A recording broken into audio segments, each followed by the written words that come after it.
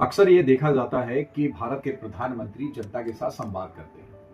ये कोई नई बात नहीं है, वो लगातार जनता के साथ संवाद करते रहते हैं और जो भी चीजें होती हैं उनसे जनता को रूबरू कराते हैं। हाल ही में प्रधानमंत्री श्री नरेंद्र मोदी जी ने जनता से कुछ निवेदन किए।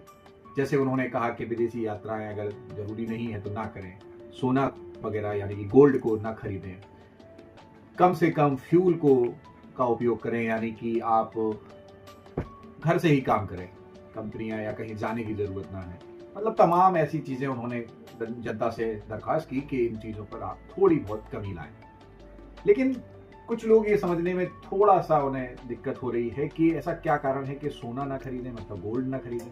तो गोल्ड का मैं लॉजिक आपको बताता हूँ, नॉर्मल एक बात बताता हूँ कि गोल्ड जो होता है, भारत में जो सोना आता है, वो अधिकांशतः लगभग 90% जो सोना होता है वो बाहर से आता है, यानी कि विदेशों से आयातित होता है भारत में। और जब कोई चीज भारत से आयातित होगी और अगर आप वो चीज खरीदते हैं तो सरकार को उसको एवज में वहां पर डॉलर में पेमेंट करनी पड़ती है। अगर आपको डॉलर में पेमेंट करनी पड़ रही है तो यानी कि डॉलर की डिमांड बढ़ रही है और पैसे की डिमांड कम हो रही है। तो इस आधार पर अगर हम लोग अगर सोना या गोल्ड ज्यादा खरीदते हैं तो डॉलर पर दबाव ज्यादा बढ़ेगा और डॉलर की डिमांड ज्यादा बढ़ेगी, और डॉलर की डिमांड ज्यादा बढ़ने से सरकार पर दबाव आएगा डॉलर का। क्योंकि ये देखा गया है कि वित्त वर्ष 2026 में मतलब सोने पे जो खर्च किया है सरकार ने वो 72 अरब डॉलर रुपए खर्च किए हैं। वित्त वर्ष 26 की मैं ये डाटा बता रहा हूँ, यानी कि प्रति माह 6 अरब डॉलर रुपए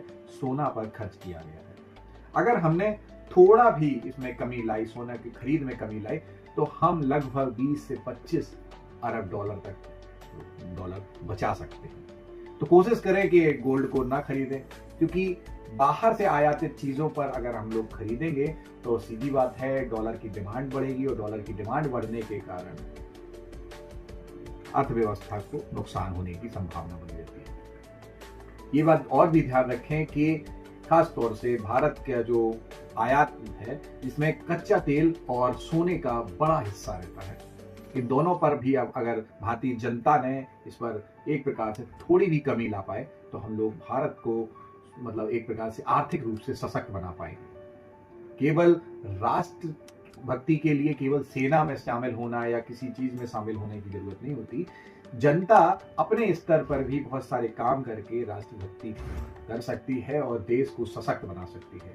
तो प्रधानमंत्री मोदी जी ने जो अपील की है उस पर हमें ध्यान देना चाहिए और कोशिश करनी चाहिए कि बहुत सारी चीजें हम उसमें कमी लाएं ताकि हमारा देश सशक्त बने।